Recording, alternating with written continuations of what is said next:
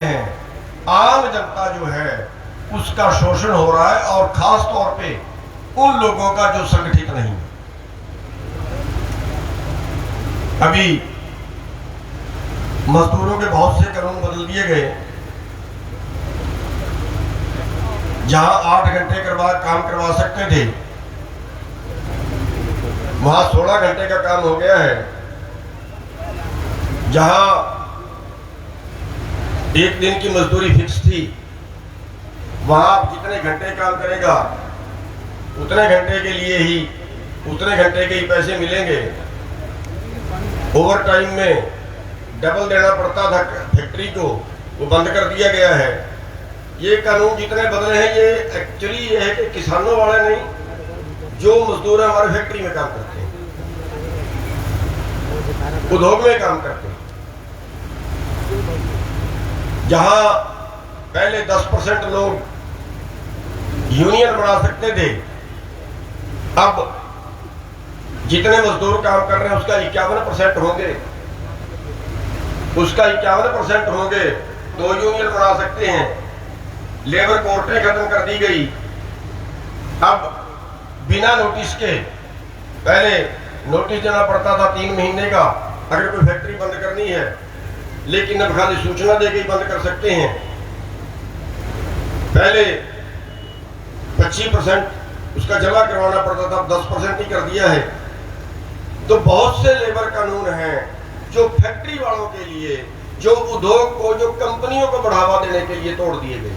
यानी ये मानिए कि गरीब लोग के पास जो पैसा आता था, उनका फायदा कंपनियों को और ज्यादा हो, उसके हिस्से का पैसा कंपनियों के पास चला जाए। ये कानून बना दिए गए। और यही आपकी खेती में हो रहा है कि आज पूरा एग्रो बिजनेस, ये खेती सुधार कानून नहीं है। खेती सुधार कानून कहा गया, लेकिन ये खेती व्यापार कानून है। इससे टोटल एग्रो बिजनेस कारपोरेट को जाएगा, कंपनियों को जाएगा। सरकार कह रही है कि हम आपके बीच से बाहर हैं। एक बात मैं आपको बता दूं, हिंदुस्तान की खेती सरकार की सपोर्ट पे चलती है, सरकार की सहायता पे चलती है। क्यों? क्योंकि यहां 80% किसान 2.5 एकड़ से कम के मालिक हैं, इसलिए यहां की खेती सपोर्ट पर चलती है। लेकिन अब सरकार ने कहा कि सरकार किसान और व्यापारी के बीच नहीं रहेगी, सरकार किनारे होगी। अब आप जो मर्जी पैदा करो, जिसको मर्जी बेचो, जो मर्जी आपका खरीदे, अपने रेट पे खरीदे। 1 नेशन 1 मार्केट। यही नहीं, अब हो गया 1 वर्ल्ड 1 मार्केट। अब आप पूरी दुनिया का व्यापारी अगर हिंदुस्तान से महंगा मिलता है तो हिंदुस्तान से खरीदे, अगर हिंदुस्तान से सस्ता मिलता है तो यहां से खरीदे, अगर अमेरिका से सस्ता मिलता है तो वहां से खरीदे। अब जो आप जिस स्थान पे खड़े हो, उस स्थान पे आपकी खेती तबाह है, कोई बचा ही नहीं सकता, किसी हाल को नहीं बचा सकता। ये कहते हैं हम WTO में चले गए, पूरी दुनिया की मार्केट इकट्ठी हो गई, और पूरी दुनिया की मार्केट इकट्ठी होने में उसमें सबसे पहली शर्त है कि किसी भी देश की सरकार अपने देश के किसानों को वर्ल्ड मार्केट से ज्यादा भाव नहीं दे सकती। और आज वर्ल्ड मार्केट में रेट देखें, आज मध्य प्रदेश में गेहूं 1700 रुपए बिक रही है, आज राजस्थान में गेहूं 1700 रुपए बिक रही है, तो आपकी 1975 में कैसे बिकेगी? नहीं बिकेगी। अमेरिका से जिस भाव में गेहूं आएगी वही भाव आपको मिलेगा। मलेशिया से जिस भाव में तेल आएगा वही भाव तो सरसों उस भाव पे बिकेगी। ब्राजील से जिस भाव पे चीनी आएगी उसी रेट पे आपका गन्ना बिकेगा। वर्ल्ड मार्केट से ज्यादा आपको रेट मिल नहीं सकता। और अगर वर्ल्ड मार्केट पे रेट मिले तो फिर आपके धान का भाव है 1100 रुपए, आपके मक्के का भाव है 1100 रुपए, आपकी गेहूं का आज का भाव है 1700 रुपए, पिछले साल का भाव था 1600 रुपए। फिर आपकी सरसों बिका करेगी 32-3500 के बीच, और इस भाव पे आप खेती कर नहीं पाओगे। अब जब खेती नहीं कर पाओगे तो इसके अगली प्लानिंग इसके अगली प्लानिंग ये है कि हिंदुस्तान की खेती को अमेरिका की खेती का मुकाबला करना है। अमेरिका में कई कई हजार एकड़ के प्लाट हैं, एवरेज है 10 वर्ग किलोमीटर की, किले नहीं है, वर्ग किलोमीटर, एवरेज है 10 वर्ग किलोमीटर की। वहां 500 हॉर्स पावर का ट्रैक्टर है, आपके पास 40 हॉर्स पावर का ट्रैक्टर है। वहां 5 किलोमीटर से 8 किलोमीटर से ट्रैक्टर घूमता है। वहां हेलीकॉप्टर से स्प्रे होती है, वहां सारा काम मशीन से होता है, वहां तो कपास भी मशीन चुकती है। और वैसे ही प्लाट यहां बनेंगे। आप देख रहे हैं पिछले 8 साल से भाव गिरते ही गिरते आज आधे रह गए हैं जमीन के। और अगर आपकी फसल का भाव और डाउन जाता है तो ये मानिए कि आपकी जमीन के भाव और डाउन जाएंगे, और जब और डाउन जाएंगे तो आपका पड़ोसी आपकी जमीन नहीं खरीद सकता, फिर ये कंपनियां जमीन खरीदेंगी। और आज भी कई कई हजार एकड़ के प्लाट बन चुके हैं, और आगे ये सारी जमीन बड़े प्लाटों में बदलेगी, और फिर उस पर आप खेती नहीं करोगे, वो कंपनियां खरीदेंगी, कंपनियां खेती करेंगी, और वो सारी खेती मशीनों से होगी। और जब मशीनों से खेती होगी तो हमारे खेत वाले मजदूर खाली। ये मैटर केवल किसानों का नहीं है, ये मैटर दो चीज है।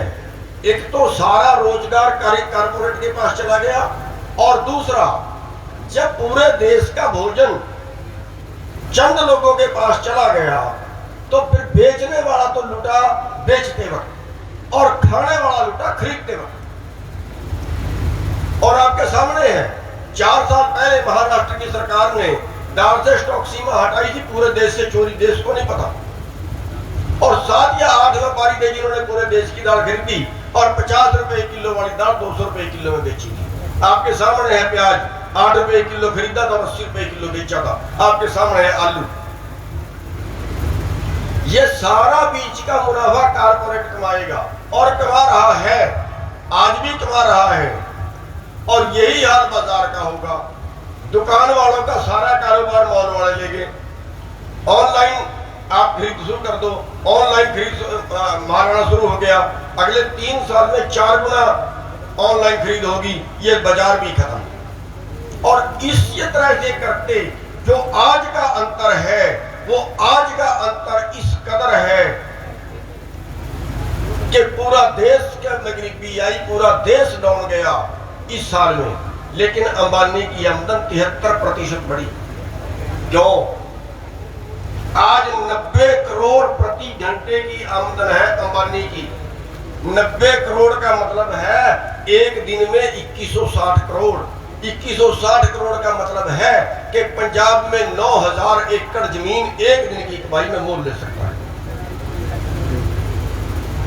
और दूसरी तरफ इसी देश में 2 वक्त की रोटी का काबिल नहीं है, भूखमरी। बाकी चीजें पास छोड़िए, केवल पेट भरने का गुजारा नहीं है लोगों के पास, केवल जिंदा रहने का गुजारा नहीं है लोगों के पास।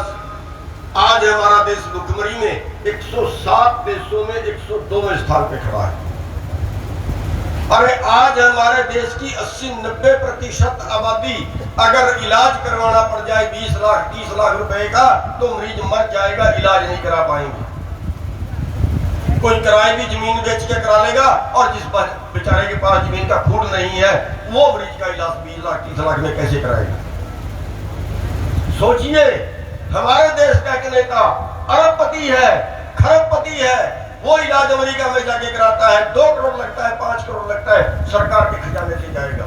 सरकार के पास खजाना है, लेकिन बड़े लोगों के लिए है, छोटे लोगों के लिए वो खजाना नहीं। पिछले साल 5 लाख करोड़ देश के खजाने से निकाला, 70 करोड़ मारुति को दिया कि मारुति कारें कम बिकी, मारुति गरीब हो गई। 70,000 करोड़ दान किया, 70,000 करोड़ देश के बिल्डरों को जो सिटी बसा रहे हैं, इनके मकान कम बिके, 70,000 करोड़ दान किया, 5 लाख करोड़ की बंतर बांट की। लेकिन मेरे को ये बताइए कि इस देश के गरीब जो लॉकडाउन में बच्चों की लाशें उठा के गए, 300 से ज्यादा रास्ते में जाते जाते मर गए, क्या उनके लिए कोई बस नहीं थी हमारे देश के पास? क्या उनके लिए ट्रेनें नहीं थी हमारे देश के पास? अरे गैस सिलेंडर 1 साल से ज्यादा हो गया कोरोना को, गैस सिलेंडर की ब्लैक डूब के मर जाए कहीं पानी होने के लिए, गैस पूरी नहीं उनके पास, और जो है वो भी रोक ली गई। एक दिन खबर आई 28 डेथें दिल्ली के अंदर हुई और इल्जाम लगाया गया हमारे ऊपर कि किसानों ने गैस रोक ली। हमने कहा बताइए कहां रोकी है, कोई एक वीडियो दिखाइए। और अगले दिन खबर आई कि हरियाणा सरकार ने दिल्ली को गैस नहीं दी। हरियाणा सरकार ने दिल्ली को आधी गैस दी जितना कोटा देना था, और 28 मरीजों की खबर आई दिल्ली में मर गए बिना गैस के, बिना ऑक्सीजन के। किस पे मुकदमा दर्ज हुआ? क्या हरियाणा सरकार के प्रकरण का मुकदमा दर्ज नहीं होना चाहिए? अरे गैस सिलेंडर ब्लैक 4-4 गुना रेट में। टैक्सी वाले 20 किलोमीटर जाना है, 25 किलोमीटर जाना है, कह 25,000 रुपए लूंगा तब ले जाऊंगा तेरे को एम्बुलेंस में, वरना मत। टिक्के ब्लैक। मर गई क्या ये सरकार? किस लिए होती है सरकार? क्या काम होता है सरकार का? हम कहते हैं जिसका मरीज, जिसको एम्बुलेंस ना मिले, जिसको ऑक्सीजन ना मिले, जिसको बेड ना मिले, इन राजनेताओं के घर में ले जाइए अपने मरीज को। अगर कोई कोरोना का मरीज है उसके घर में घुसाइए ले जाइए।